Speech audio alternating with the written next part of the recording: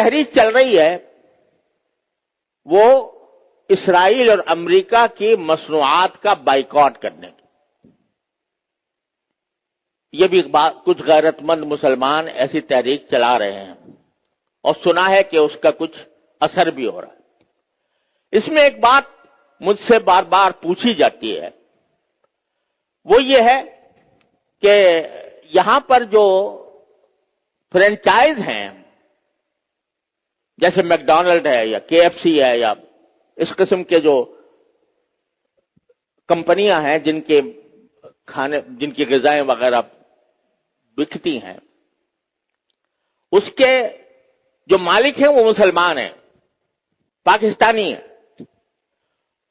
البتہ چونکہ فرنچائز کا انہوں نے معاہدہ کر رکھا ہے، لہذا 5% یا 10% آمدنی کا حصہ وہ ان کمپنیوں کو جاتا ہے.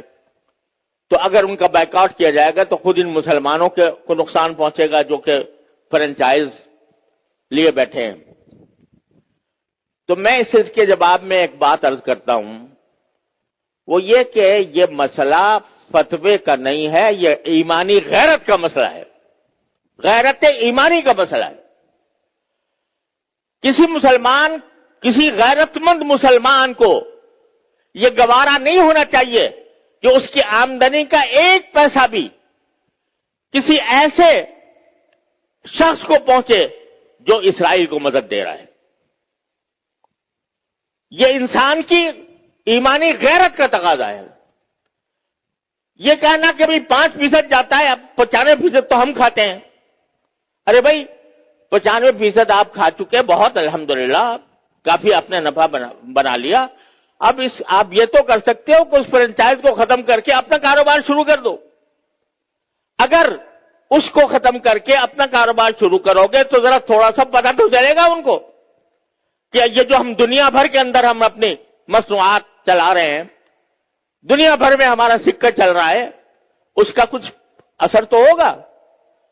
یہ کہنا کہ 5% جا رہا ہے ان کو اور ہم نے 5% جا کے کیا اس میں کیا فرق پڑے گا. آپ ذرا یہ سوچو کہ اگر کوئی میری آمدنی کا 50% نہیں 1% کسی ایسے شخص کو پہنچ رہا ہو جو میرے باپ کے قتل کی سازش کر رہا ہے، گوارا کرو گے کہ میری آمدنی کا 1% ایسے شخص کو دیا جا رہا ہے جو میرے باپ کے قتل کی سازش کر رہا ہے یا میرے قتل کی سازش کر رہا ہے؟ تو اب یہاں اس کو 1% اور 2% اور 5% سے ناپو گے. لوگ فتوے کی بات کرتے ہیں، یہ فتوے کا مسئلہ نہیں ہے، یہ ایک غیرت ایمانی کا مسئلہ ہے.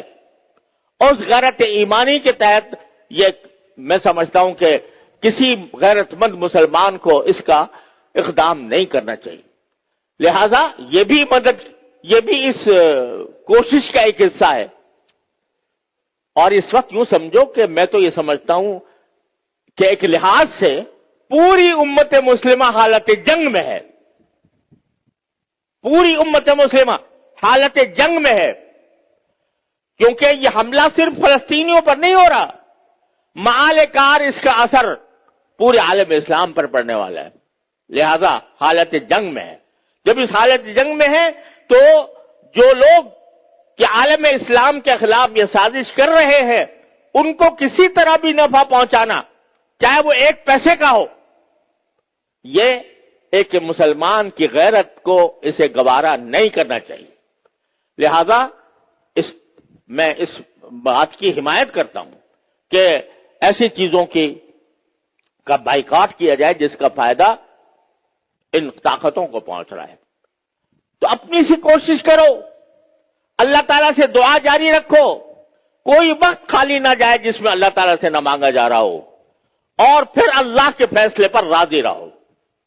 پھر جو اللہ کا فیصلہ ہے وہی برحق ہے، وہ ہماری خواہش کے مطابق ہو تو برحق ہے، ہماری خواہش کے خلاف ہو تو برحق ہے. تو بس یہ ہے پریشانی کا علاج. اللہ تبارک و تعالیٰ اپنے فضل و کرم سے ہم سب کو اس پر عمل کی توفیق عطا فرمائے. وآخر دعوانا الحمدللہ رب العالمین.